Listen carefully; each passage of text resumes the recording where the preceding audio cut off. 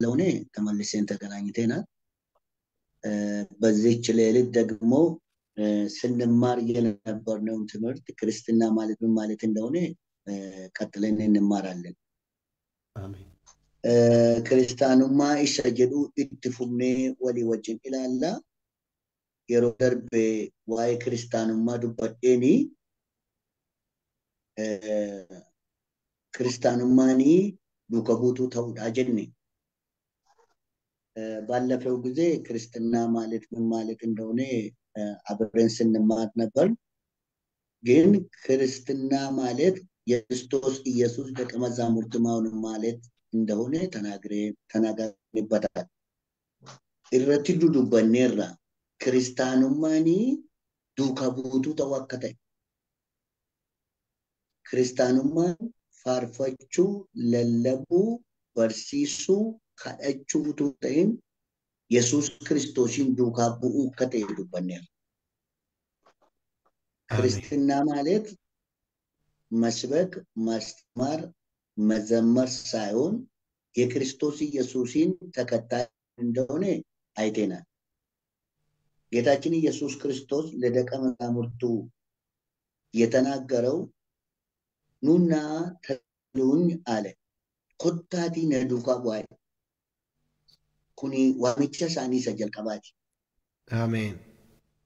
ዋሚቻ ሳኒ ሰጀልቀባቲ የሮን አከጀዱ ለለቡን በርሲሱን እንበርባችሱ ጀዳን ጅሩ ገሩ ለለቡን በርሲሱን ጎፍታ ተጃጅሉኒ ኢጀዱ ከቡቱ ተው ኬኛ ኬሳ አርገሙ ክርስትና ማለት ክርስቶስ ኢየሱስን መከተል ሲሆን እሱን ተከትለን ማሄድ ሲሆን መስበክ፣ ማስተማር፣ መዘመር የቤተ ሽማግሌ ማሆን ግን ክርስቶስን ከተከተልነው በኋላ ከኛ የሚገኝ ፍሬ ነው። የጥሪያችን ዓላማ አገልግሎት ሳይሆን ክርስቶስን መከተል ነው። አገልግሎት በስጦታ ነው፣ በስጦታ ነው የሚሰጠው። ክርስቶስን መከተል ደግሞ የጥሪያችን ዓላማ ነው ወይ ደግሞ የጥሪያችን ግዴታ ነው። ክርስቶስ ዱካ ቡኡኒ ኢትጋፈተመ ዋሚቸ ኬኛ ታጃጅሉን ገሩ ከና ተጃጅላቲን ታ ነምኒ ከና ተጃጅላ ተጃጅሉ አስበየ ፋርፈቹ ለለቡ እንደደው ዮተዩ አራን ዋቀዮ ሆጀቱ ቀባ ኢጆን ሳገሩ ዱካ ቡቱ ተው ደንደው ኤጋማችን የዱባን የሮ ደርቤ ሰይጣኒ ዱካ ቡቱ አከኑ እንታኔ ኑሉላ ሰይጣን የሚዋጋን ለአገልግሎታችን ሳይሆን ሰይጣን የሚዋጋን እኛ የኢየሱስ ክርስቶስ ኢየሱስ ተከታይ እንዳንሆን ነው የሚዋጋን። ኢሳሙን ሉላን አከኑ ዱካ ቡቱ ሰነ ሉላን ተጃጅሉ ለሙ ደንደ የፈናን ዲናን ጉዳን ገሩ ዱካ ቡቱ አከንታኒ ጋ ዱካ ቡቱኒ ማልቱ ሰራ በርባደማ የክርስቶስ ኢየሱስ ተከታይ ከሆነ ሰው ከሱ የሚጠበቀው ምንድነው? ከሱ የሚጠበቀው ምንድነው? ግዴታው ምንድነው? አንደኛ ብለን ከጌታችን ኢየሱስ ክርስቶስ ጋር ያለ አንድነት መጠናከር ወልት ዱፌኝ ኢየሱስ ክርስቶስ ወጅን ቀቡሰና ጭምሱ አጀኔ ዋይ ወልት ዱባኔራ ወልት ዱፌኛ ከኛ ጭምሱ ዳፊ በርባቺሳዳ ዱቢ ዋቀዮ ለለቡ ዮኪስ በርሲሱ ለመፋኒ ሰገሊቸት ጅራቹ ፋኒ ከዳቹ ደንደኡ አርፈፋኒ ኦክሳ ቁልቁሉ ማቹ ሸነፋኒ ተጃጅሉ ጃአፋኒ ቶኩማ ቁልቁሎታ ኬሳ ቆዳ ቀባቹ ጀ ከጌታችን ኢየሱስ ክርስቶስ አንድነታችንን ማጠናከር የሚችለው አንደኛ ቃሉን በማንበብና በማስማት፣ ሁለተኛ ቃሉ ማኖር፣ ሶስተኛ መጸለይ፣ አራተኛ ደግሞ ሳትን መስጥራትን መካፈል፣ አምስተኛው ማገልገል፣ ስድስተኛው ደግሞ ከቅዱሳን አንድነት መካፈል ነው። ከነሱ አሜን። ጋር አንድነት ማኖር ማለት ነው። አከጀን የሮደር ዛሬ ሁለተኛውን እናገራለን። እግዚአብሔር በረዳኝ ይመጣል። አመ ዋቀዮ ነገር ጋሬ ይሰለመፋን ዱባይ ይሰለመፋን ሰገሌን ጎነ ጋማ Baay'ee dhaga'ama. Gaa baay'ee gaarii. ዋቀዮ በከተ Ameen. ኤጋ ጀባዳኒ ጀባዳን ጀዳ አደና አመንቶታኒ ሲንስ ጀባዳ Tole.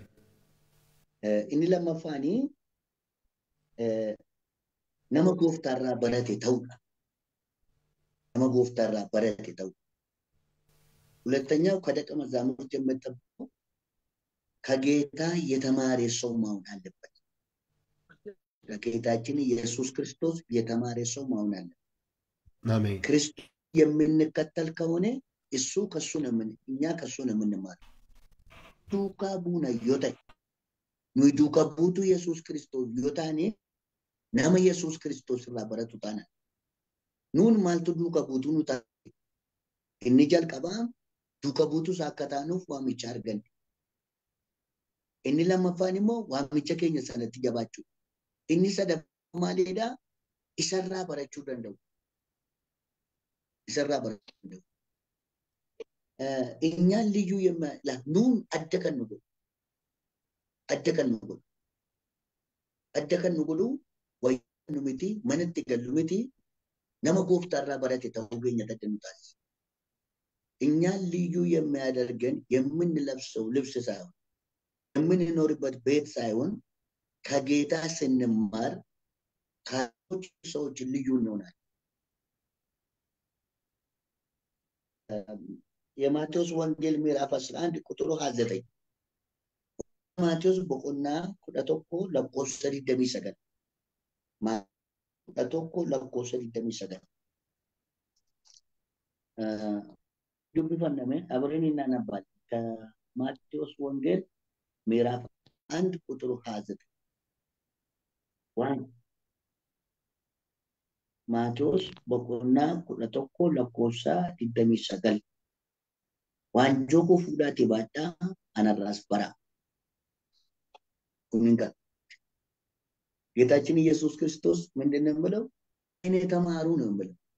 ነራቲ በራ ነራቲ ወርባ አንከሰኒ ሲንቱፋቴ ጋቆቆታ በቆናኒ ሲኒከና ነራሙ በራይ ይሄ ነው ጌታችን ኢየሱስ ክርስቶስ የተናገረው። ሸኪማችሁ የበዛባችሁ ወደ እኔ ነው፣ እኔ ደግሞ አሳርፋቸዋለሁ፣ ከእኔም ተማሩ ከእኔም ተማሩ። ነራ በረጣ ጀድ ኢየሱስ ክርስቶስ ኢየሱስ ክርስቶስ biyya kanarra yeroo deddeebi'aa ture waggaa 3 walakkaa deddeebi'ee yeroo sagara caalaa barsiisuu irratti fixe. ጌታችን ኢየሱስ ክርስቶስ 3 ዓመት ተኩል በአገልግሎቱ ላይ ነበር። 3 ዓመት ተኩል ብዙ ጊዜ የወሰደበት በማስተማርና በማስበክ ነው። ደቀ መዛሙርቱን ሲያስተምር የሮ ሳገረ ጫላ በርቶ ተሳከነ በርሲሱ ረድ ጥየፈት ኑን ዱከቡቱ አሲሱ ባየ ለለቡሙቲ ስሪ ተከነ ደገይሰኒ አሜን። ኑን ዱከቡቱ ከኑ ታሲሱ ባየ ለለቡሙቲ ባየ ፋርፋቹሙቲ ባየ ራጁሙቲ ባየ ራጁሙቲ ምልክታፍ ድንቂ ባየ ጎቹሙቲ ዱከቡቱ ከኑ ታሲሱ ኢየሱስ ክርስቶስ ራ ነማ በረቴ ተው እኛን የክርስቶስ ኢየሱስ ደቀ መዛሙርት የሚያደርገን መስበካችን ብዙ ማስተማራችን ድንቅና ተአምራት በእጃችን ሲደረግ ይሄ ደቀ መዛሙርት አድርገን ኢየሱስ ክርስቶስ ደቀ መዛሙርት የሚያደርገን እኛ ከሱ ስንማር ኢየሱስ ክርስቶስ ማሊ በርቶ ተሰብረት ይፈት ጌታችን ኢየሱስ ክርስቶስ ለምንድን ነው ደቀ መዛሙርቱን ማስተማር ያተኮረው? በእነሱ ላይ ያተኮረው ለምንድን ነው? ዋሰዲኒ ሲንትማ ዋንጭማ ኢየሱስ ክርስቶስ በርሳ በርሲሱ ከን inni xiyyeeffate sababii waa sadiiti. Sababii waa sadii.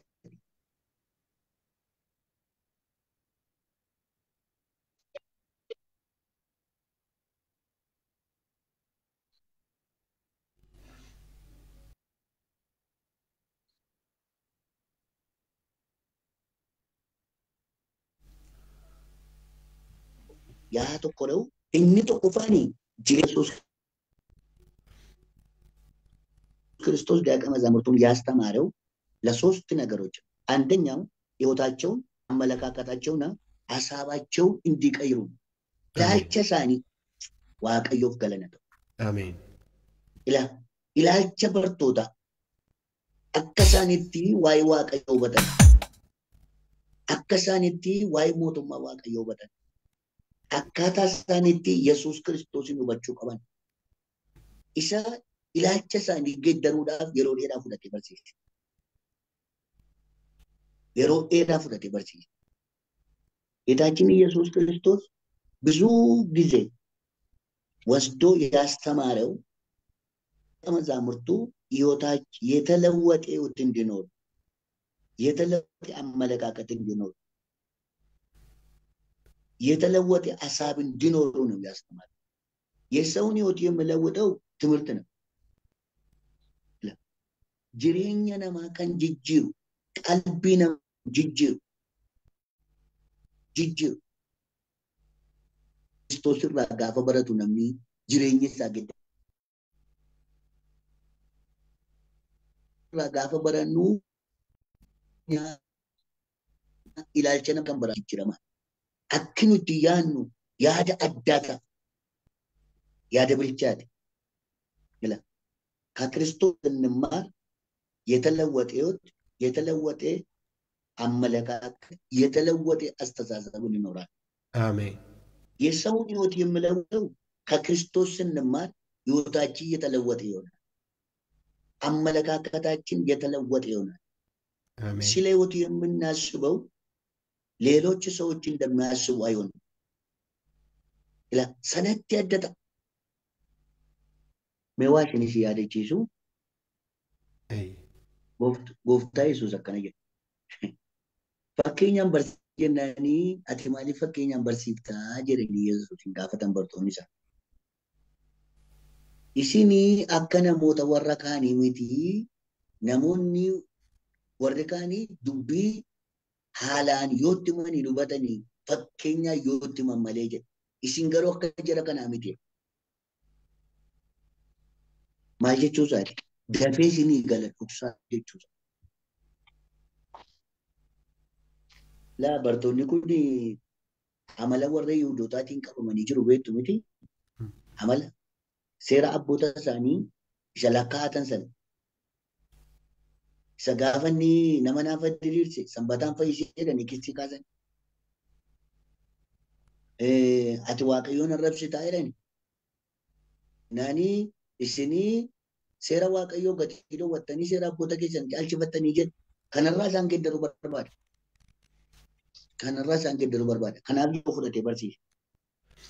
Sababii inni barsiisuuf inni lammaffaan ጌታችን ኢየሱስ ክርስቶስ ያስተማረው ሁለተኛው ምክንያት ደቀ መዛሙርቱ ያስተማረው ሁለተኛው ምክንያት የእሱን ተከታይ እንዲሆኑ ያዘጋጅ ነበር። በርቶኒ ዱከ ቡቱ ሰአከተ አኒ ቆጴሳቱ ኢሰራ ተጃጅለመኒ ወረገለን ቱን ተይን ተሰዱጋ ወነ ከታኒ ቆጴሳቱ ኢየሱስ ክርስቶስ ሲያስተምር የነበረው ድንቅ አይቶ ሰይጣን ሲወጣ አይቶ ሞታ የሞቱ ሲነሱ አይቶ እንዲገቡ ሳይሆን ክርስቶስን እንዲከተሉ ህይወታቸውን ሲያዘጋጅ ነበር። እሱን ተከታይ እንዲሆኑ ነው ሲያስተምር የነበረው። ዱከ ቡቱ ሰአከታን ይብሳን ቆጴሳቱ ዱከ ቡቱ ተው ወንደም ንጉያ ተቆጥ ዱከ ቡቱን Guyyaa tokkotti duuka buutuu ta'uu hin danda'amu. Namoonni guyyaa tokkotti fixuu barbaadu. Gaafuma tokko halleluyyaa isa cimaa jedhanii duuka buutuudhaan fixuu barbaadu. Lissaanii dheeraa guyyaama tokko dubbatanii duuka buutuu sanumaan fixuu barbaadu. Garuu duuka buutuu ta'uun guyyaa tokko የኢየሱስ ክርስቶስ ተከታይ መሆን በአንድ ቀን የምንጨርሰው ስራ አይደለም። ብዙ ሰዎች ረጅም ልሳን ሲናገሩ ደቀ መዛሙርቱ መሆናቸው ጨረሱ ይመስላል። ብዙ ሰዓት ወስዶ ሲያስተምሩ ደቀ መዛሙርትን የጨረሱ ይመስላል።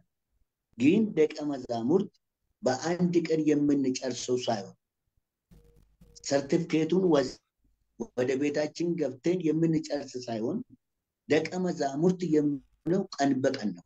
አሜን ሃሌሉያ አሜን። ጉያ ሁንዱማቲ ሰዱቃ ስንሄድ ስንተኛ ስንሰራ ስንማር በሁሉም ቦታ እኛ የክርስቶስ ኢየሱስ ተከታዮች ነን። አሜን። ጌታችን ኢየሱስ ክርስቶስ ለምን አስተማረ የምለው ሶስተኛው ምክንያት ማሊፍ የሮ ፍዳቴ ሰን በርሲሰ ጀደሙፊ ሰበቢን ኢኒ ሰደፋኒ ለለቦታ በርሲሶታ ወንጌላ አከታኒ ቢሳን ቆይሳ ጌታችን ኢየሱስ ክርስቶስ ብዙ ጊዜ ወስዶ ያስተማረው ደቀ መዛሙርቱ የጌታችን ኢየሱስ ክርስቶስ ወንጌል ሰባኪና አስተማሪ እንዲሆኑ ነው ያዘጋጀው። ሳትማር አስተማሪ አትሆኑ አይደለም እንዴ? አከስብቲ ረ አካን ኡቱም በረቲም በርሲሳ ተውኑ እንደና እጋይቱም ነሌ በረከኛ ነምኑቱም በረቲም በርሲሳ ተይ ባየ እጋ ulaagaa barsiisaa ta'uu kamiyyoo jedhame haasabaa yaasuu dandeenya. Ela sirriitti waan barataniif Yesuus irraa Phexros gaafa lallabaa jalqabaa lallabe hafuura qulqulluu argatee lubbuu 3,000 to'amanii. Phexros hafuura qulqulluutiin guutame duwwaa utuu hin ta'in Yesuus irraas nama barate. Ameen. Miti? Akkasi. Phexrosii nama hafuura qulqulluun guutame duwwaa utuu hin ta'in nama Yesuus irraa nama barate. ጴጥሮስ በመጀመሪያ ስብከቱ 3,000 ሰዎች አመነ ይላል መጽሐፍ ቅዱስ። ጴጥሮስ በመንፈስ ቅዱስ የተሞላ አገልጋይ ብቻ ሳይሆን ከጌታ የተማረ አገልጋይ። ሃሌሉያ አሜን። ምን ማስበክ እንዳለበት በትክክል ያውቃል። ስለዛ ነው 3,000 ሰዎች እየቀየረ። ጸጋ ብናገኝም ከጌታ መማር ግዴታችን ነው። ሳንማር አስተማሪ አንሆንም። አሜን። ሳንማር ሰባኪ አንሆንም።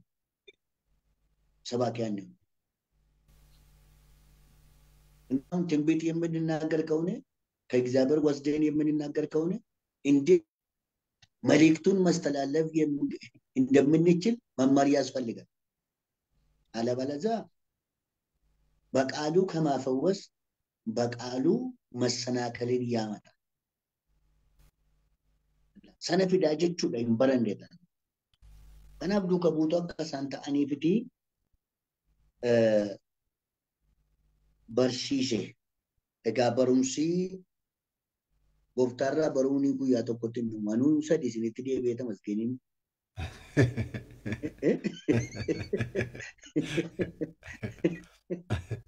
Mitire. Itti qaban.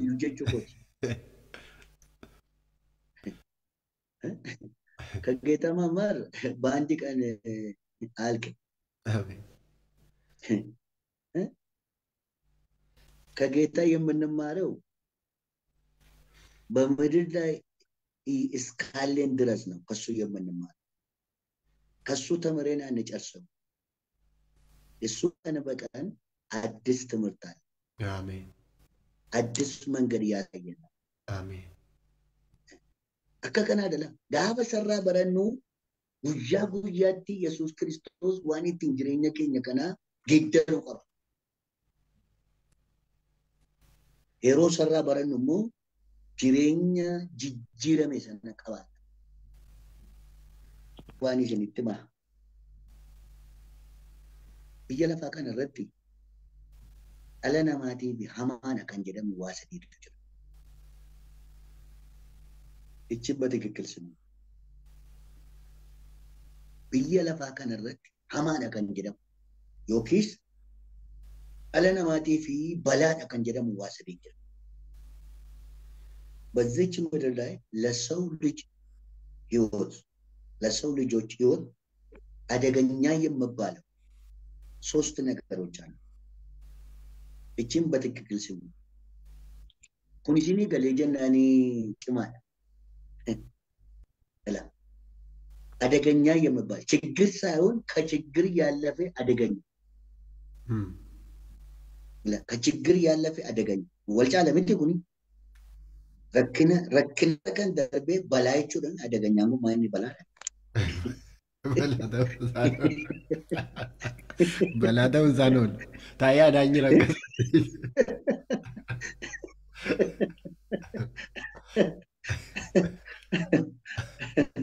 ጭኖ ጭምሱ በርባዴ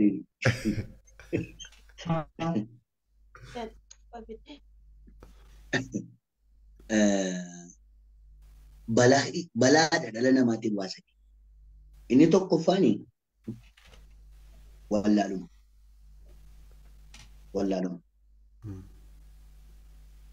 በዚች ምድር ላይ ለሰው ልጆች አደገኛ የሚባለው ነገር አንደኛው አለመማር፣ ማይምነት፣ አለመማር፣ ማይምነት፣ ወላሉማ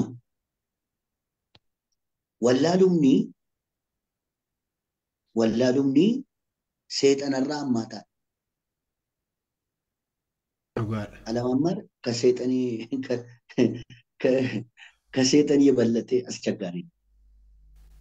ማሊፈን ከጀ ሰይጣን ነምኒ ኢየሱስቲ አመኔ ጋፈ ጀሩ አቹማን ሰይጣኒ ኢሰዲስ ማልጀቹ ኮቲ ሰይጣን ረትሞ ይጨቀባል። አሙማ ኢየሱስቲ አመኔ አማ ሰይጣን ባዙ ደንዳን ኢየሱስ ክርስቶስ ተመኔ ሰይጣን ገኔ ጋፈ ጀሩ achi galagali seexanee fadhuu baasu leettan seexanee badee baasa. Amma amani. Ila nama seexanitti galee aluma tokko ifattanii naan gadhiise sokkeera keessaa baheera ittiin deemu jedhe sokka. Wallaaluma garuu tokko ifattanii nama keessaa baru. Kanaaf seexanarraa hammaataa. Amma waan hin jiru na hubachaa jirtu akkam Bacaara baay'ee ifaan. አለመማር ወይ ደግሞ ማይምነት ከሰይጣን አስቸጋሪ ነው። ሰይጣን በክርስቶስ ኢየሱስ ሲያምን በሰይጣን ላይ ስልጣን ያገኛል። አሁን በክርስቶስ ካመነ በኋላ ሰይጣንን ገጽጾ ይችላል። ይሄኛውን ከየት አገኘ? በኢየሱስ ክርስቶስ ስም ስላመነ። አልፎም ደግሞ ሰይጣን የያዘ ሰው በክርስቶስ ኢየሱስ ስም ስትገጽለው ሰይጣኑ ለቆ ይሄዳል። አለመማር ወይ ደግሞ ማይምነት በአንድ ጊዜ ለቆ አይሄድም። ጊዜ ይፈጃል። የኛን ጊዜ ብዙ ጊዜን ይወስዳል። ወላሉምኒ አልቶ ነመ ኬሳን በው irraa jala namni barachuudhaan wallaalu bageessa. Soomaaf sagada dheeraa qabannee wallaaluma kana keenya keessaa baasnee guyyaa 40 halkan 40 jedhamu mashiyan. ብዙ ጊዜ ወስደን ጾምና ጸሎት ይዘን 40 ሌሊት 40 ቀን ይዘን ማይምነትን ለማስወገድ ጸሎት ስናደርግ ማይምነት ሆነ አይሄድም። ኑዲሴ ነደም waaqayyo maal jedha gaafa waa'ee kanaatiif barsiisaa bira dhaqee jira. Barsiisaa bira dhaqeeti baradhuu si dhiibu wallaalu bira. Astamaarii dhaqeedha. Dhaqee chookiin sitti harca'uutii dhaqee astamaarii jala taa'e. Achitti sirraa badaa.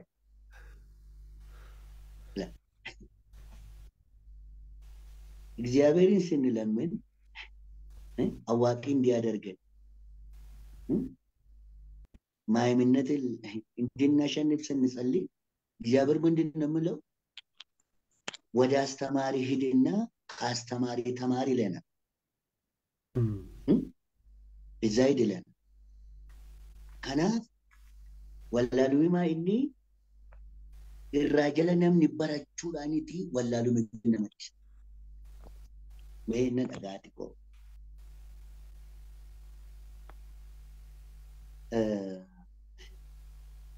Egaa beekumsi oksijiinii nuyi siree keenya jala ciifne argannu miti. Beekumsi. Oksijiinii nuyi siree keenya bukkeetti argannu miti. Amma lafa isin jirtan jedhamanii qilleensi haaraa.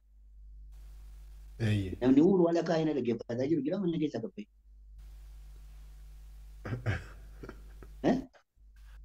Hin jiru iddoo isin jirtan qilleensi oksijiiniin hin jiru. Jira malee. Sanyii dhagaamaa hin jiru. Jira dhagaamaa jira. Oksijiiniin isin bira hin jiru moo maayaan keessanitti amma? Qilleensi jira. Jira mini? Eeyyee. Qilleensa kana barbaachaa fi namni alatti gadi hin ba'u manumatti dhufa lafa jiru jiru. Eeyyee. Garuu barumsi iddoon gatamaa jira. Dhugaadha. Eewuqa ቤታችን ሆነን አልጋችን ስር ሆነን እንደምናገኘው አዲስ አየር ሳይሆን እውቀት ስንፈልግ እውቀትን እናገኛለን። beekumsa argannaa jechuudha. Nutu barbaaddata barachuu. Barachuu nutu barbaaddata. Kanaafuu miidiyaa kana wajjin wallaansoo wal qabdu miti ree. Nutu barbaaddata. Gaafa namni balbala barachuu barbaaddatu Waaqayyo balbala barumsaa barbaaddata. አሜን አሜን። ሰው ለማማር መንገድ ሲፈልግ እግዚአብሔር የምንማርበትን መንገድ ይከፍትልናል። አሜን ሃሌሉያ አሜን አሜን። balbala barumsaa sana nuu banaa jechuudha. Amma yoo qabaate namni wallaalaarraa dhaga'uu barbaada. Amma yoo qabaate qabeenya baay'ee qabaadhaa. Maal jedha namni? Namichi kun illee qabeenyaa qaba garuu wallaalaa. Namni yoo irraa dhaga'uu barbaada, hiyyeessa barate irraa dhaga'uu barbaada. ብዙ ሀብት ብንኖርም ያልተማርነ ሰው ከሆነ ግን ሰው ከኛ መስማት አይፈልግም። ከተማረ ሰው ደሃ ከሆነ ሰው ከተማረ ሰው እውቀትን ይፈልጋል። ከናፊ ወላሉምኒ ሀማድ አገርተኒ ከና ባየ ኤገቹ በረቹ ዱቢ ዋቀዮ ጠገኡ ያደ ዋቀዮ ዱቃቡ አሜን አጌሸኒቱ አልቶኮለኒ በራ qorichi da'umsaa maatiidhaa kennamaa ture. Qusannoo maatii waan jedhamu. Qusannoo maatii waan maal ibsa? Faamilii pilaanii jedhama. Bara jalqabame sana abbaa manaa fi haadha manaatu dhaqee mallatteessee fudhata. Abbaa manaa fi haadha manaa dhaqee mallatteessee fuudhaa egaa haadha manaatu moo liqimsa. Ogeessi fayyaa maal jedhee galgala tokkuma tokko fudhattuu jedhee tokkuma tokko galgala fudhatamaa jedheetti.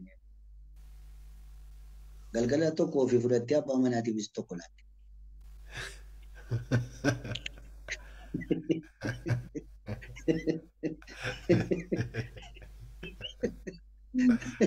Qoricha guyyaa 30 tajaajilu Guyyaa kudha shanitti guyyaa fide. 15 fixanii dhaqan.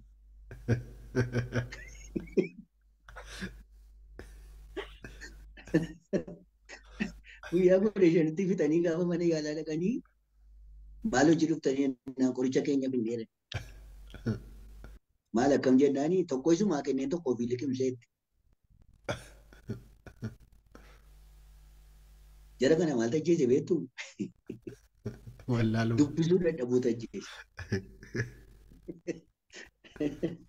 አንድ ጊዜ እንደዚህ ነበረ ይባላል። ወራ ባነ ማራዲ እንቲኖት ያላ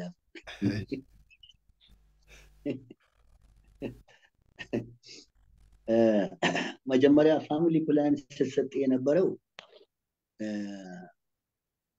ባልና ሚስቱ ሄዶ ከክሊኒክ ከፈረሙ በኋላ ነው የሚወስዱት። ከፈረሙ በኋላ ሐኪሙ ምን አለ? ማታ አንዳንድ ነው የምትወስዱት አለ። ወደ ቤታቸው ሲገቡ ማታ ለራሷ አንድ ከወሰደች በኋላ ለባሏ ደግሞ አንድ ነው ሰጠች። ለ30 ቀን የተሰጠውን መድኃኒት በ15 ቀን ጨርሰው ወደ ክሊኒኩ ተመለሱ። እዛ ሲሄዱ ሐኪሙ ለምንድን ነው የመጣችሁት ብሎ ጠየቃቸው። መድኃኒቱን ጨርሰን ነው መጣው። እንዴት አደረጋችሁ? ለራሴ አንድ ወሰድኩ፣ ለባሌ ደግሞ አንድ ነው ሰጠች አለ። እነዚህን ሰዎች የጎዳ ምንድን ነው? አለማማራቸው። የሚያነቡ ከሆነ ከዛ የሚረዱት ማለት ነው። ማንበብ ስላልቻሉ ሁለታቸውም ያለ ጊዜ መድኃኒቱን ጨርሶ ነው የሄዱት። ባልየው ደግሞ እንደዚህ ነው ተቀጣ። ምንም ለማይጠቅመው ማለት ነው። ዋን ይሰን ፈየነው ማለቅም ሳቶሪ ፈያቡ በደ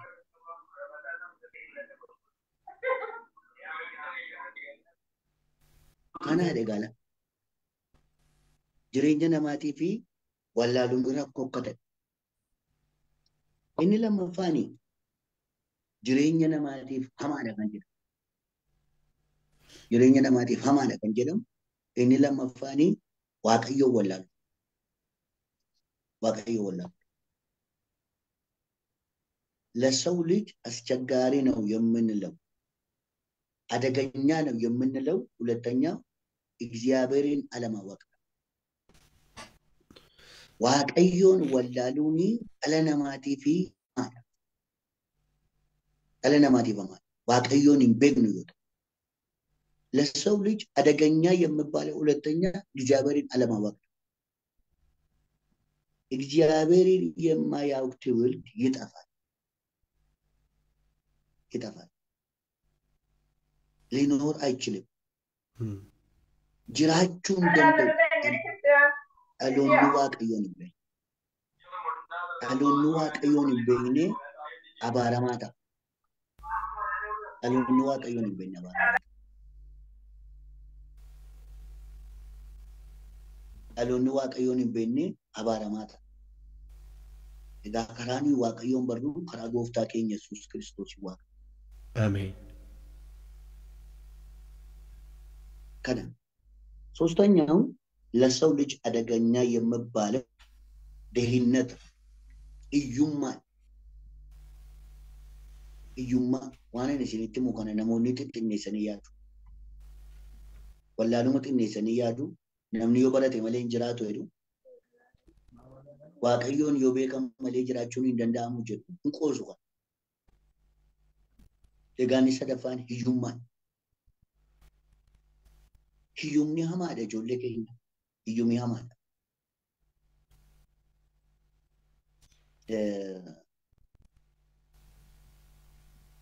al tokko namoonni dogoggora hubatu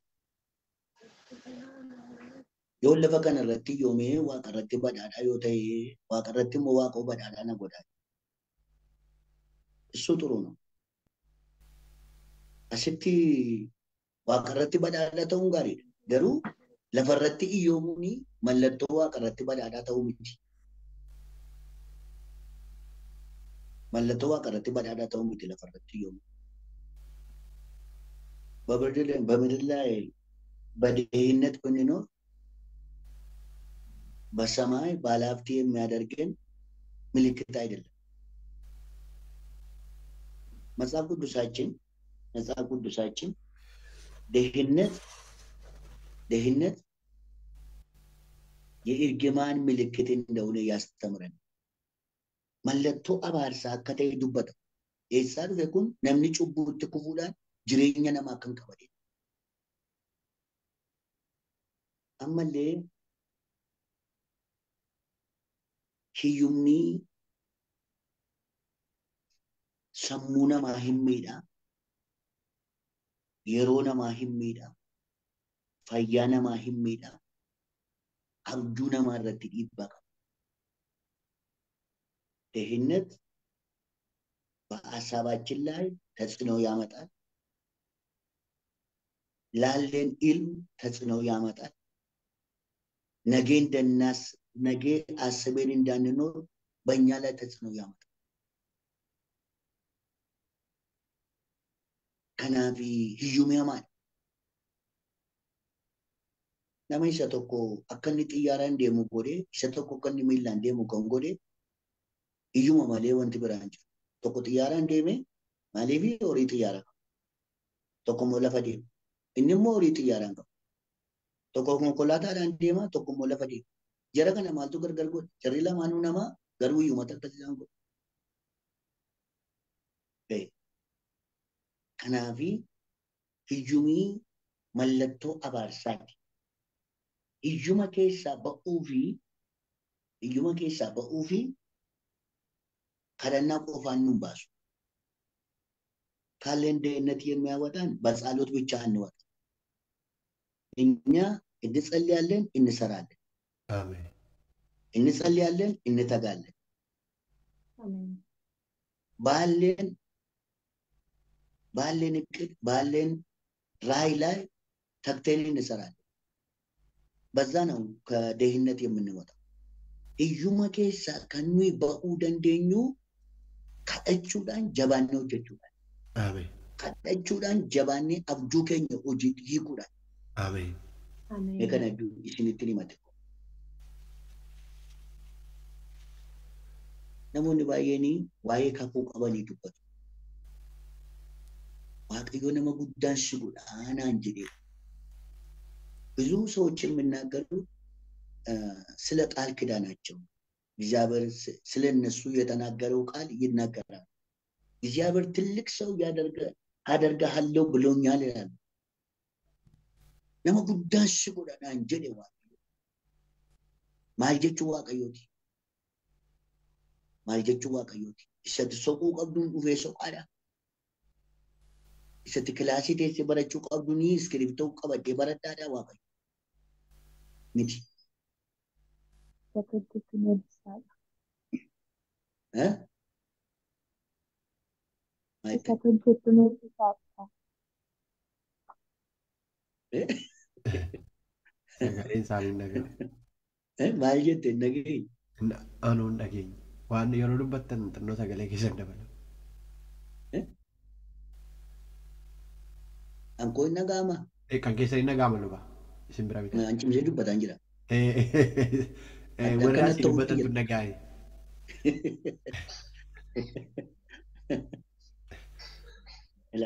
Waaqayyo nama guddaan si godhaa jechuunsaa jabaadhuuti hojjedhu sin milkeessaa jechuudha. Ameen.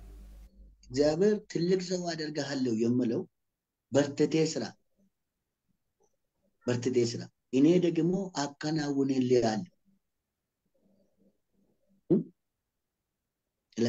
አከቲ milkooftuun godhaa ነጋዴ ጭማን si godhaani ufeen nagadaa waaqayyoo miti. ትልቅ ነጋዴ አደርጋለሁ ካለ እግዚአብሔር መጥቶ በእኛ ፋንታ ይነግዳል ማለት አይደለም።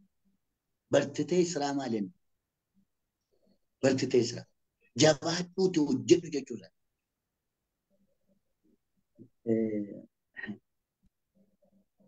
ገነሞን ማይኒ ታአኒ ከኩማ ከነ ኤገቱ ሰበረቹ ቀበኒ በረተኒ ሰነገዱ ቀበኒ ነገደኒ ይሰደሞ ቀበኒ ነገደኒ ተማን waaqayyo kannaan jedhee raawwatu jedhanii guyyaan du'a isaanii ga'ee lafa boo'ichaa gaafa dhaqan maal namoonni kakuu cimaa qaba ture namichi kun hin du'e malee.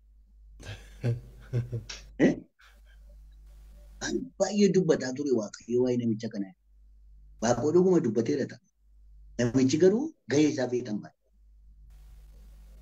ብዙ ሰዎች ትልቅ ቃል ኪዳን አላቸው ከእግዚአብሔር እየሰሙ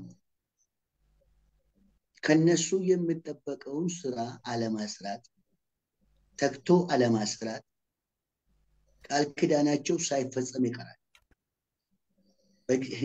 በእግዚአብሔር በኩል ቀረ ሳይሆን በእነሱ በኩል ስላልተሰራ ነው።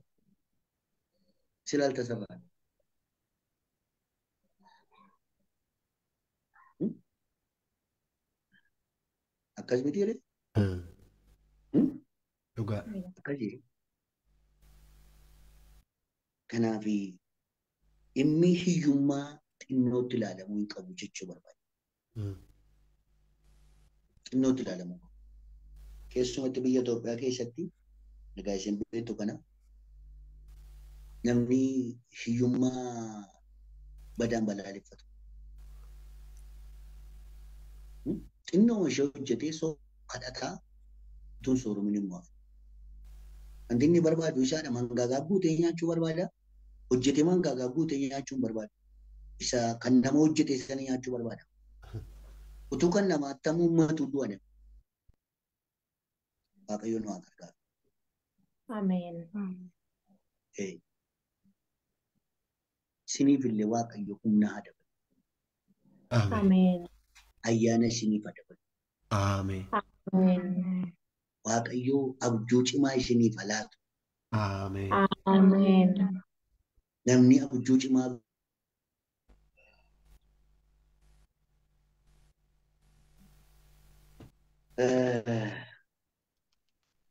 egaa kanaadha. Kana sadan dubbadheera. እነዚህ ሶስቱን ነገሮች ተናግሬያለሁ። ጎፍታን ኬኛ ኢየሱስ ክርስቶስ bartoota isaa kan inni ajaje barsiisaa ጌታችን ኢየሱስ ክርስቶስ ደቀ መዛሙርቱን ያዘዘው ሂዱና አስተምሩ ነው ያለው። ሂዱና አስተምሩ። የማቴዎስ ወንጌል ምዕራፍ 28 ቁጥር 20 ላይ ያለው ወንጌለ ማቴዎስ በቁና ዲደሚሰደ ለኮሰ ዲደመረማልቱ ጅራ ኢሰን በርሲሴ ሁንዱማ ደቃቲ ኢሳን በርሲሳ Ameen. ኢሰን በርሲሴ ደቃቲ ኢሳን በርሲሳ barsiisuudhaan immoo duuka buutuu koo taasisaa. Dhaqaatii barsiisaa duuka buutuu koo immoo godhaa. Haa ta'u ከጌታችን ኢየሱስ ክርስቶስ በየት በኩል ነው የምንማረው? ኢየሱስ ጎፍታ ኬኛ ኢየሱስ ክርስቶስ ራ ከራ ከም በረችው ደንደኛ አሁን ጌታችን ኢየሱስ ክርስቶስ በምድር ላይ የለም። ቃሉ ግን አለ፣ መንፈስ ቅዱስ አለ። በየት በኩል ነው ከጌታችን ኢየሱስ ክርስቶስ የምንማረው? ማልጀነራ ዱከ ቡቱራ ከኔገሙ ጎፍታራ በረቹዳ ጀነ ከደቀ መዛሙርት የምጠበቀው ሁለተኛው ከጌታ መማር ብለናል።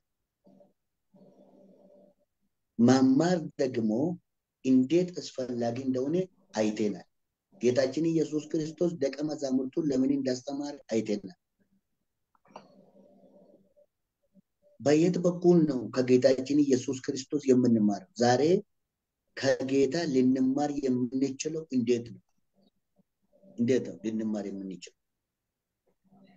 ልንማር የምንችለው አንድ ቶኮ Yeroo Omaan jedhu isinitti hima. Tole. xiqqoo isheen dubbadde fixa. Ayyee isinitti hima. Daataan kosii cufuu barbaade milikkatanitti godhaan. Tole. Karaa kam gooftaa keenya Yesuus Kiristoos irraa baranne? ከጌታችን ኢየሱስ ክርስቶስ በየት በኩል ነው የምንማረው? ዛሬ መጽሐፍ ቅዱስ የምናገረን ከኢየሱስ ክርስቶስ ተማሩ ይላል። በየት ነው የምንማረው? አንድ በቤተ ክርስቲያን በኩል ነው የምንማረው። በቤተ ክርስቲያን በኩል ነው የምንማረው። ቤተ ክርስቲያን ያቋቋመው ጌታችን ኢየሱስ ክርስቶስ እንደሆነ ባለፈው ትምህርታችን አይተናል። ከራ ወልዳ ክርስቲያና ዱቢ ዋቀዮ በረን ወልዳ ከን hundeessi gooftaa Yesuus Kiristoos akka ta'e dubbanneera. Barumsa keenya darbarratti. Maal jenne achumaan waldaanii yoo bakka buuti jennee gooftaa keenya Yesuus Kiristoosiin bakka buuti jenne. Nama dhuunfaa bakka buuti miti. Yesuus Kiristoosiin bakka buuti. Waldaa isheen dhugaan Yesuusiin bakka buuti. Ameen. እውነተኛ ቤተ ክርስቲያን ጌታችን ኢየሱስ ክርስቶስን ትወክላለች። nama dhuunfaa miti kan isheen bakka buutu. Kiristoosiin bakka buuti.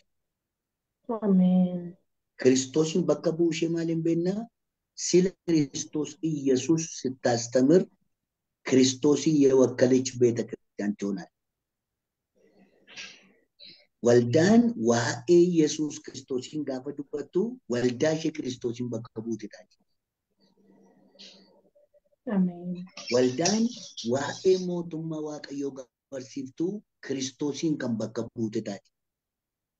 ቤተ ክርስቲያን ስለ እግዚአብሔር መንግስት ስታስተምር ክርስቶስ ኢየሱስን ወከለች ቤተ ክርስቲያን ትሆናለች።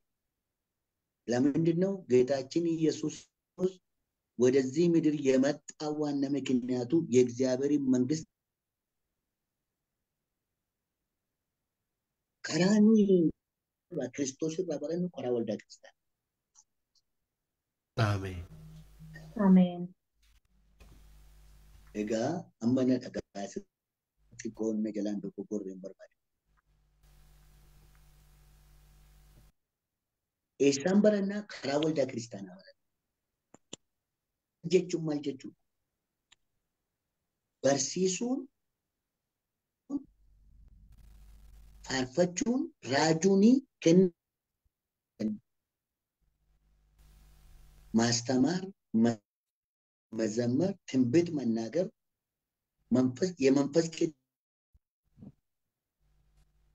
መንፈስ ቅዱስ ስጦታ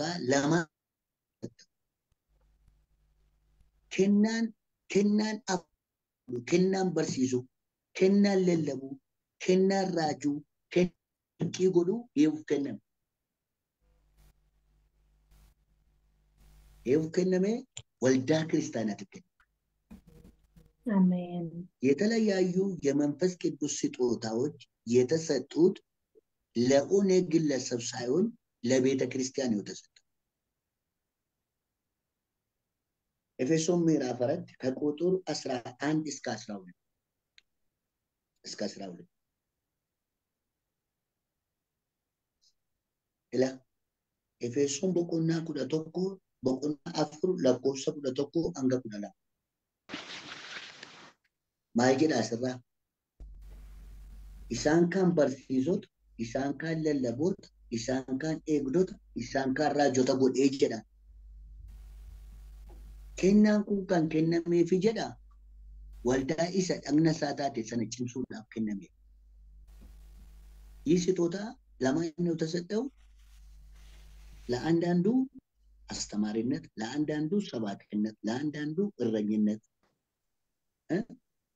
ለአንዳንዱ ነቢይ እንዲሆን ተሰጠ ይላል። ይሄ ስጦታ ለማን ነው የተሰጠው? ለቤተ ክርስቲያን። እኔ ጋር የመጣው ስጦታ ለተመስገን ሳይሆን ለቤተ ክርስቲያን ነው አገልግሎቱ የሚሰጠው ማለት ነው። ይህ ስጦታም ለቤተ ክርስቲያን ስለተሰጠ እኛ ስለ ክርስቶስ ኢየሱስ የምንማረው ከክርስቶስ ልንማር የምንችለው ስጦታውን የስጦታው ባለቤት በሆነች በቤተ ክርስቲያን በኩል ነው። አሜን ishee abbaa kennaa kanaa taatilla kunillee cimaadha ijoollee keenya si'ana dubbachuu kun egaa falan qabu waaqayyoon waa gargaaru laa kun cimaadha laa ishee beekaa kan cimaa ta'u ankoo falan qabu egaa ishee karaa kan barannaa karaa waldaa kiristaanaa ishee abbaa kennaa kanaa taate. Abbaan kennaa kanaa Tamasgeenii miti. Abbaan kennaa kanaa Sanyii miti. Abbaan kennaa kanaa Tolasaa miti. Abbaan kennaa kanaa Tolashee miti. Abbaan kennaa kanaa waldaa kiristaanaati. Waldaadhaaf laate waan. Ameen. Ameen. Waldaadhaaf waan kennameefi nama Kiristoos irraa baratee barsiisuu waldaatu nuu laata jechuudha. Ameen. ከክርስቶስ የተማረ አስተማሪ የምትሰጠን ቤተክርስቲያን ናት። ከክርስቶስ የተማረ ሰባኪ የምትሰጠን ቤተክርስቲያን ናት። ከክርስቶስ የተማረ ዘማሪ የምትሰጠን ቤተክርስቲያን ናት። ከክርስቶስ የተማረ የትንቢት ስጦታ ያገኘ የምትሰጠን ቤተክርስቲያን ናት። አሜን።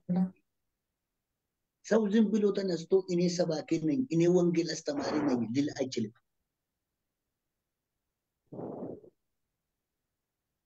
ይህን ለማለት ስልጣን ያገኘችው ቤተክርስቲያን ናት። አሜን። namni lafuma kay allallabaa wangeelaati barsiisaadha jedhamichi. Waldaatu kennaa nama sanaa ilaaltee ati lallabaa wangeelaati barsiisaa wangeelaatiitti. Barsiisaa wangeelaatiitti. Tarii warri waldaa dhaquu hin dandeenye yoona teessanii yaaddu noo waldaa dhaqaan jirru karaa waldaa baran erga ta'e tan goonaa jechuu dandeessu. Ilaa kunoo waldaan haala mijeessitee isin barsiisaa jirti.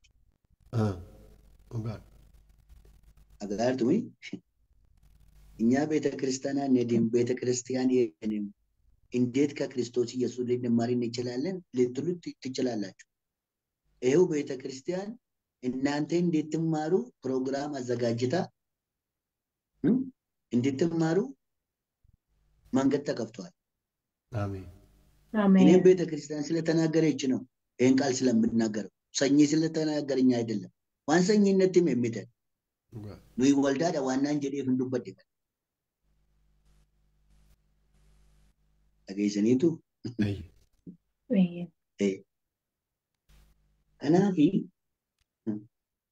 ከራ ከንበረና ከራ ናሞተ ወልዳን ክርስቲያና barsiisota wangeelaa lallaboota goote. Isaan kun warra baratanii barsiisanii ቃሉን እየተማሩ ቃሉን ደግሞ የሚያስተምሩ አስተማሪዎች ማለት ነው። አሜን አሜን። ቃሉን እየተማሩ ቃሉን ደግሞ የሚያስተምሩ ቃሉን እየተማሩ እንደ ቃሉ ደግሞ ዘማሪ ይሆኑ። አሜን ቃሉን እየተማሩ እንደ ቃሉ ደግሞ ትምህርት ተናጋሪዎች ይሆኑ። አሜን ቃሉ እየተማሩ እንደ ቃሉ ደግሞ ቤተክርስቲያንን የሚመሩ አሜን። አሁን በእኛ ዘመን ሰባኪ አላጣንም፣ አስተማሪዎች አላጣንም። ግን ከጌታ ተምሮ የሚያስተምሩ አጣን እንጂ ከጌታ ተምሮ የሚሰብኩን አጣን እንጂ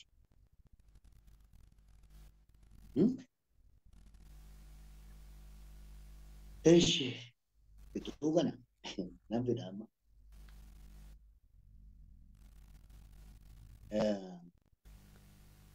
ካና ሰገሌ ዋቀዮራ ዱባይ የተርከቹልን ይህን ቃል ከእግዚአብሔር ቃል ከብዙ ቦታ እናገኘዋለን። ሌላው ከክርስቶስ የምንማረው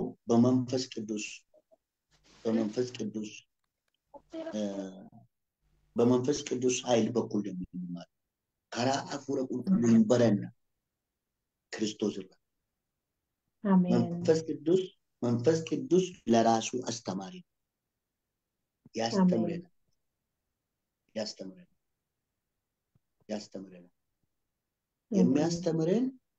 የሚያስተምረን ቃሉን ይገልጥልናል።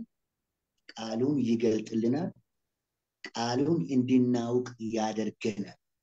አሜን ከራ አፉረ ቁልቁሉ ጎፍታራ ይንበረን። አሜን ማል ጎዳ አፉረ ቁልቁሉ ዱቢ ዱጋ ከነኑ ይብሳ አሜን። ቃሉን እንዲገለጥልን ያደርጋል። እኔ ለማፋሙ ማለት ቀልቢ በነሜ በረቱን ውላ አሜን አንደኛው መንፈስ ቅዱስ ምን ያደርጋል? የቃሉን ምስጢር ይገልጥልናል። ሁለተኛው ደግሞ ምንድነው? የተከፈተ አስተሳሰብ፣ የተከፈተ ህሊና ቀልቢ በነሜ ከነኑላት ቀልቢቲኒ አገ ማጀዳ ሰገሌ ዋቀዩ ሙለቲ ዋንስ ኬሳ ሻፉር ቁልቁል ወልዳ ክርስቲያናቲን ጀዱ ነምኒ ጉረ ቀቡ ማለት ነው አደገው ነምኒ ጉረ ቀቡ አደገው ከ ዮሐንስ ራእይ እንደዚህ ነው የሚለው መንፈስ ቅዱስ ለቤተ ክርስቲያን የምናገረው ጆሮ ያለው ይስማ ይላል። ጆሮ የትኛው ነው? ጉሪሱን ይሰከሚደ ጉረሱ ማባናም ነው እንጂ ንዋት ሄዴ ሙከናዳ ይሰሚቲ ጉራ ዳከው ያ ጆሮ ምንድነው? ሰው ሁሉ ይዞ የሚዞረው ሳይሆን የሚሰማ ጆሮ ያለው ይስማ ይላል። ያ ምንድነው? የሚሰማ ጆሮ ማለት መንፈስ ቅዱስ አእምሮውን አስተሳሰቡን የከፈተለት ሰው ማለት ነው። ከነ ኬሳን ነው በርሲሳቸው ከራ ሰደፋን ነው ይባላል ከራነ ሞተ ዋቀይሽ ይሄ ከነ ስሪት ነው ወዳቲ ፍቅረ በቃማ ተዋቀየሬ ደብነ ወለተ ደብና አሜን። ሶስተኛ ከክርስቶስ ኢየሱስ የምንማረው ሶስተኛው በእግዚአብሔር ሰዎች ነው። ነሞተ ዋቀዮቲ ከራ ነሞተ ዋቀዮ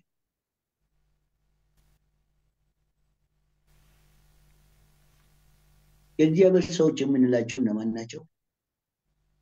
ገዛኒ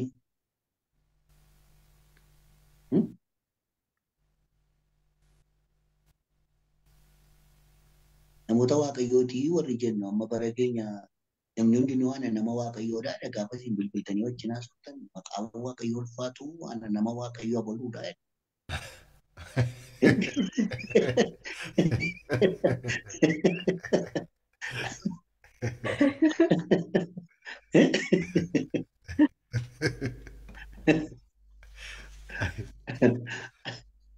nama waaqayyoodha jechuun durgatti nama baasiisa jechuudha. በእኛ ዘመን ብዙ ሰዎች እኔ የእግዚአብሔር ሰው ነኝ ይላል በስልክ በአካልም ስታገኙ እኔ የእግዚአብሔር ሰው ነኝ ስሜው እገለግለ ይባላል ይላል። የእግዚአብሔር ሰው ማን ነው የእግዚአብሔር ሰው የምንላቸው? ስለሰበኩ ነው? ስላስተማሩ ነው? ትንቢት ስለተናገሩ ነው? ሃሌሉያ ስላሉ ልሳን ተናጋሪዎች ስለሆኑ ነው? ማን ነው የእግዚአብሔር ሰዎች የምንለው?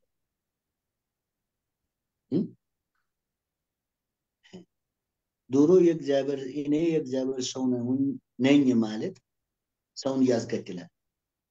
nama ajjeesisa miti bara abboota keenya namni du'a. Amma ani nama waaqayyooti jechuun balbala faayidaa fakkaata miti. Duriitti hin du'u amma garuu waan faayidaa wayii fakkaata miti.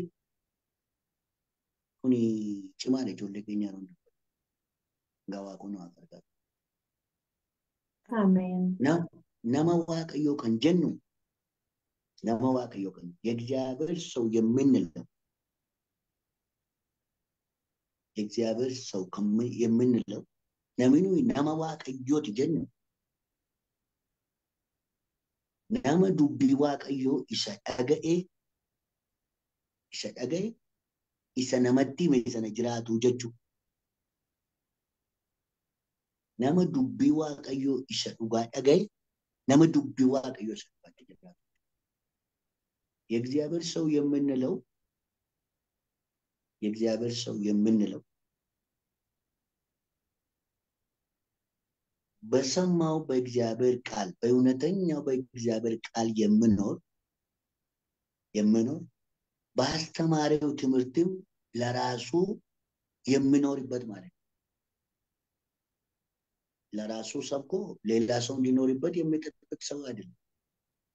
ለራሱ ያስተማረ ሌላ ሰው እሱ ያስተማረውን አስተምሮ የሚኖር የሚፈልግ ሰው አይደለም። በአስተማሪው ትምህርት የሚኖር በተማሪውን ትምህርት የምንኖርበት ማለት ነው። የምንኖርበት ማለት ነው። nama waaqayyoo kan jedhu inni kan biraan ቤተ ክርስቲያን እንዲያስተምር ቤተ ክርስቲያን እንዲሰብክ ስልጣን የሰጣት ማለት ነው። nama waaqayyoo kan jennu kan dubbii waaqayyoo danda'u akka dubbii waaqayyoo barsiisu nama waldaan aboo kenniteef jechuudha. nama waldaan aboo kenniteef jechuudha. ደቀ መዛሙርት እንዲያስተምሩ ስልጣን የሰጣቸው ጌታችን ኢየሱስ ክርስቶስ በርቶና ከዛን በርሲሰኒ አቦከን ገኔ ጎፍታ ኢየሱስ አሜን ኤርገሳን በርሲሰኒ ወልዳ ክርስቲያና ሁንዴሰኒ ሞ በርሲሶተ ወንጌላ ለለቦተ ወንጌላቲ ፊ ወልዳ ኢሼ በርቶኒ ሁንዴሰንቱ አቦከን አሜን አሜን ረጋጅቱ ዝሪት ኤዬ ጭማነ ኩኒሽ አቹማኑ በተኔ ዱባደ ወሲልት ጭመለ በርቶኒ በርሲሱፍ ለለቡ ጎፍታቱ አቦከኔ ፊ ኤርገ በርቶኒ ወልዳ ክርስቲያና ሞንዴሰኒ ወልዳ ክርስቲያናቱ በርሲሶተ ወንጌላቲፍ ለለቦታ ፊ ተጃጅልቶተ ወልዳ ኬሰቱ ጀተኒፍ ኢሼቱ አቦላቲ ኢሼቱ አቦላቲ ጀቹ ኢሼቱ አቦላቲ ከኖ ጀርገ ሞታ ኬሳ እንዱብስቱ ወልዳና ከረኬስ ከነተ ኢሳን ቦባፍቲ ጳውሎስ immoo kan akka xiimotewos fa'aa kanatti dubbateera. Maanguddoon harka isaanii sirra kaa'anii jire.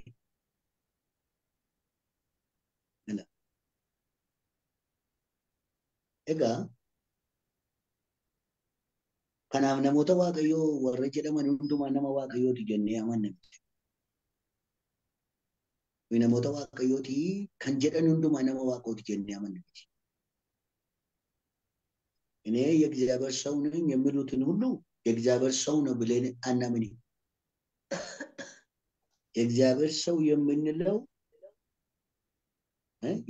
ሰው የምንለው በእውነተኛ ቃሉ የሚኖር በአስተማሪው ቃል የሚኖር ማለት ነው።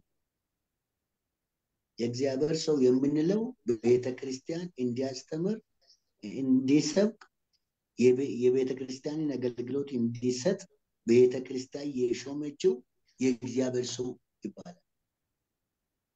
ከዛ ነው የምንማረው ማለት መጽሐፈ ቁልቁል ነሙማ waaqayyooti jedhanii barsiisa sobaa kan barsiisan akka jiranii dubbii waaqayyooti.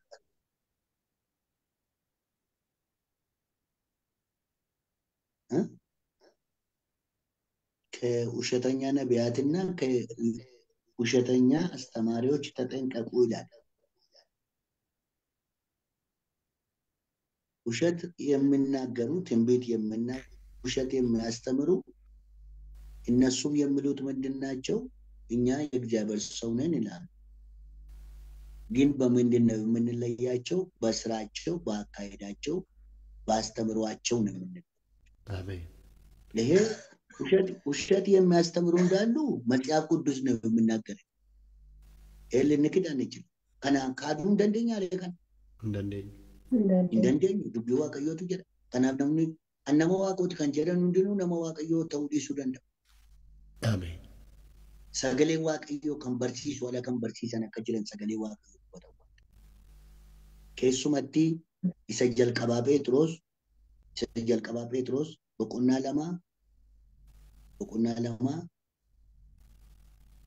lama lakkoofsa tokko hanga sadii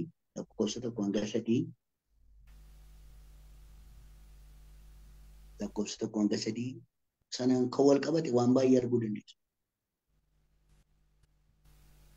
Mootota isa jalqabaa boqonnaa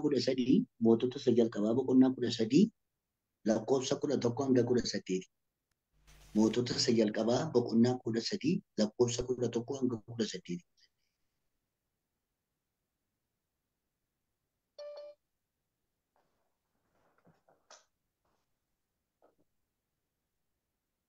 asirra maaltu jira? Mee waan isa moototarra jiruun isinii kaasa. አንደኛ ነገሥታት ምዕራፍ 13 ከቁጥር 11 እስከ 18 አንደኛ ነገስታት ምዕራፍ 13 ከቁጥር 11 እስከ 18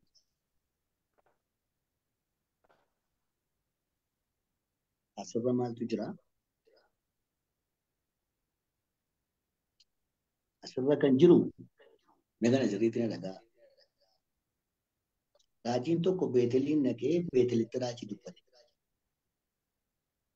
Gaafa inni beetelitti raajii dubbate waaqayyo raajii sanaan maal jedhee amma deebitee galtutti biddeen hin nyaatinii bishaan karaa sanarraan dhuganii. Akkasittiin jedhe waaqayyo. ከነገስታት ምዕራፍ 13 ቁጥር 11 እስከ 18 ስታነቡ በቤተል ትንቢት የተናገረ አንድ ነብይ ነበረ። ለነብዩ ምንድነው እግዚአብሔር ያለው? ተመልሰ እስክትገባ ድረስ ምግብ እንዳትበላ ውሃ እንዳትጠጣ በመንገድ ላይ አለ። አከሲት እንጀራው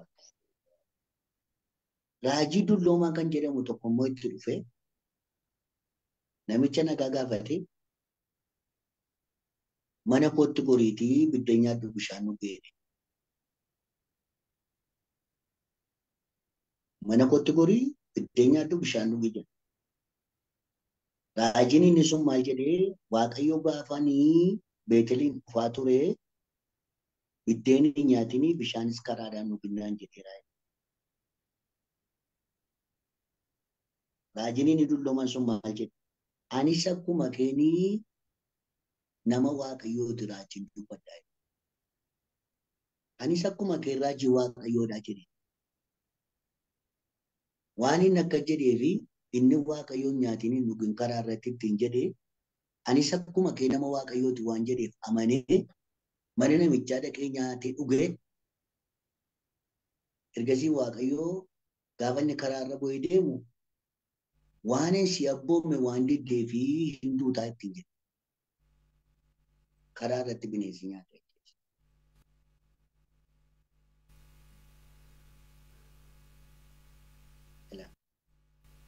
Na dhagaa jirtu mini? Eeyyee.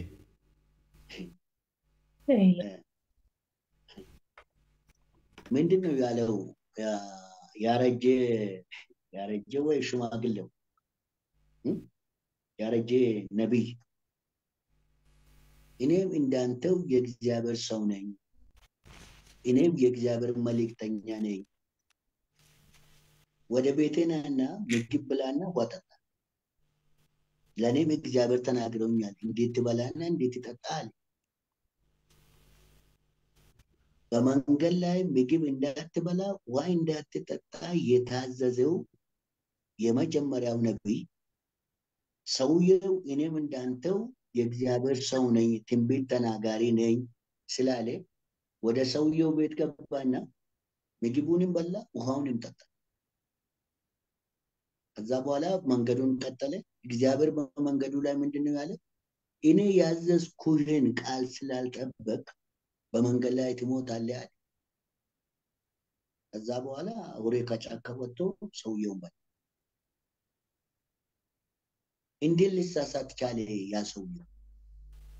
የመጀመሪያው ነቢይ እንዴት ሊሳሳት ቻለ? እሱ ያሳሳተው ምንድነው ታውቃላችሁ?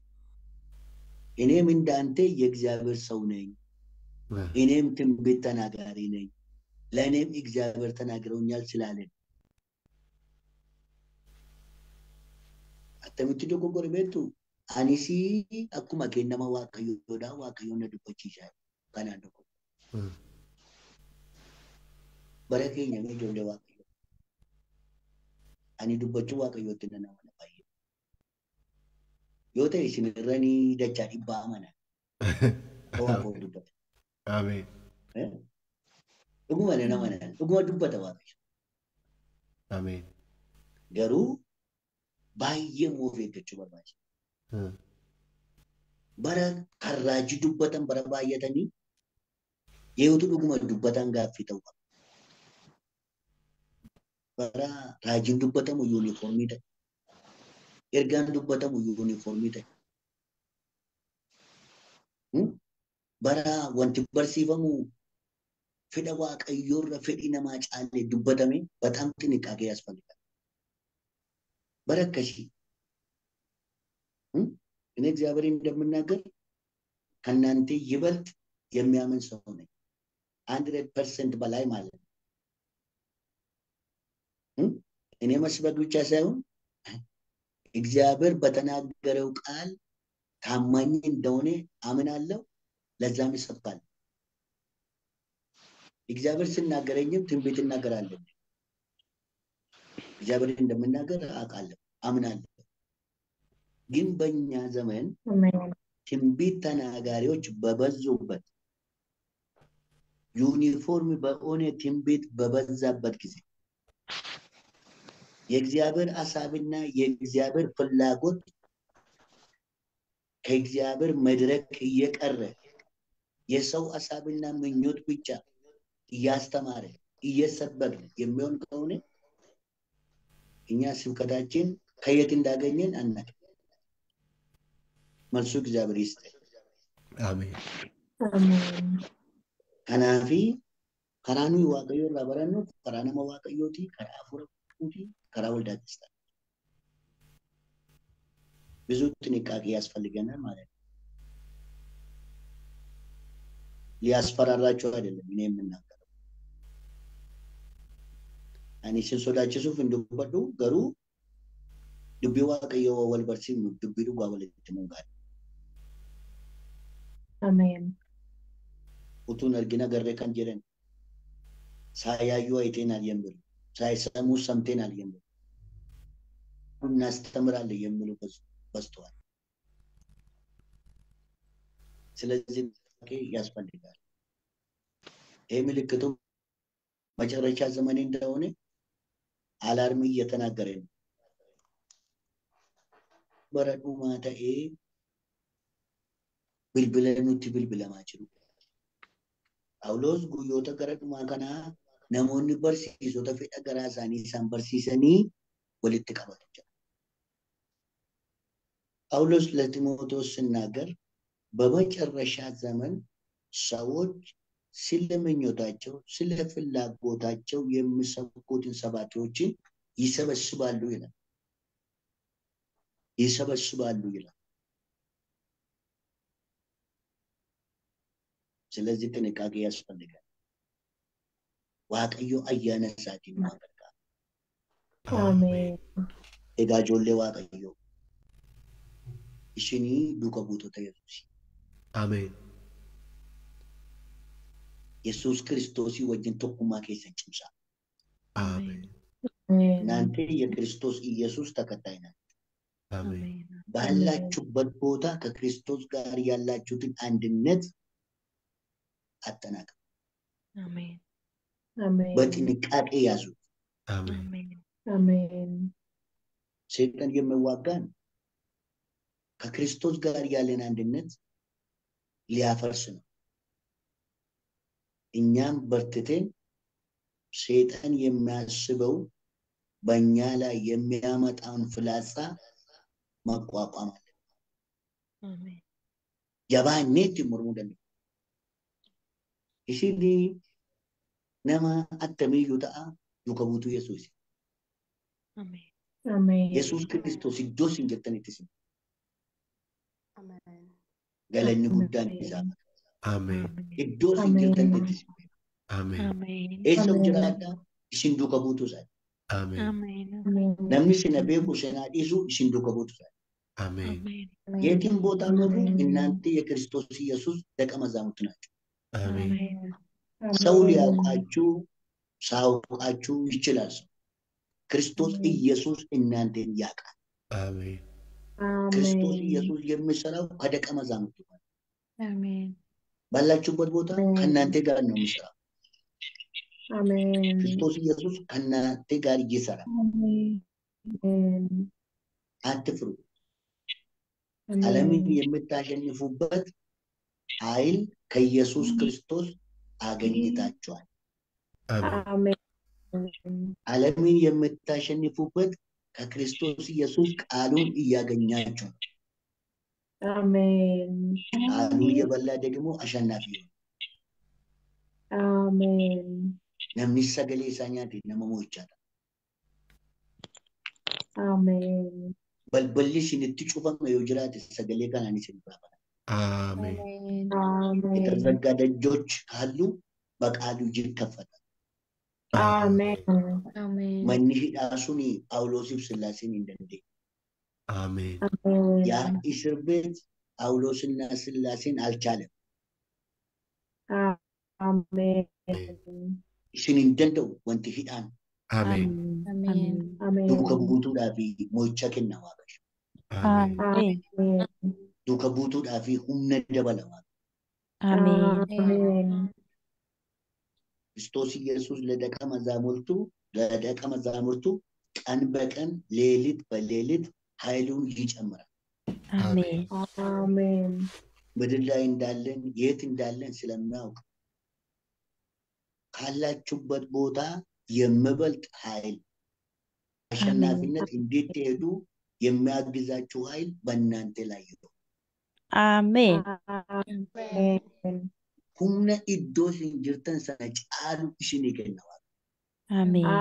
አሜን Al tokko kanuma nan fixa. Al tokko biyya Baabboo Gambeel jedhamu biyya Baabboo Gambeel jedhamu naqi beektu ta'een beektu. Gara Najjoo Gajjallaa. Yaa beekna. Biyya sana amantaa jara keessanii kana baay'ee. Innaa achi dhaqee mana ijaarsa waldaa tokko dhaqeetanii gaafa akka jedhee galateeffadhu magaalattiidhaa kaasee amma waaqaatti ulaa waaqaa banaman. Akkuma nama mana keessattuu jirtanii qorqorroo namarraa buqqisuu beektuuni ifuma akkasii tokko natti bahee gad jedhee gaafa galateeffadhu. Ani oomu qabaale weereen dubbannee jaarsi waldaa maallaan jedhee ulaa waaqaa cufamaa jala teenyaa naan jedhe. Inni immoo waan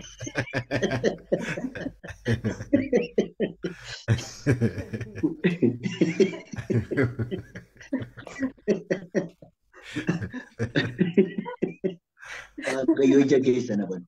Ameen. Ameen. Garaa koo keessatti naa fi haasaan jaarsa waldaa sana. Ulaa waaqaa cufamaa jala teenyaa maal taateen jedhee jara kanatu nutti naanna'ee ulaa nutti cufee.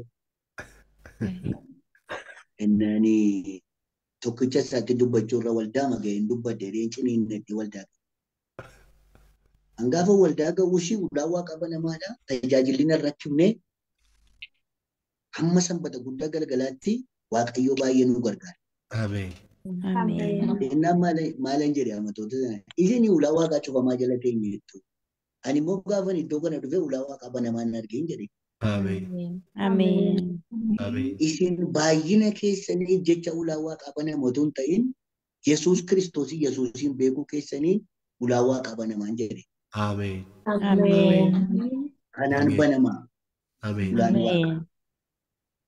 kanaan banamaa kana beekaan jedhe. Ameen. Namoonni kana yaadatanii namoonni kana waan dhuguma dukkana keessa ta'an itti fakkaata. Ilaa ijoollee Waaqayyo. Isin iddoo sana waan jirtaniif Waaqayyo isiniif jecha ulaa sana baneera. Ameen. Ameen. Ameen. Ameen. እናንተ እዛ ስላላችሁ ለእናንተ ብሎ እግዚአብሔር የከፈተ ሰማይን ይሰጣችኋል። Ameen. አሜን ይላል።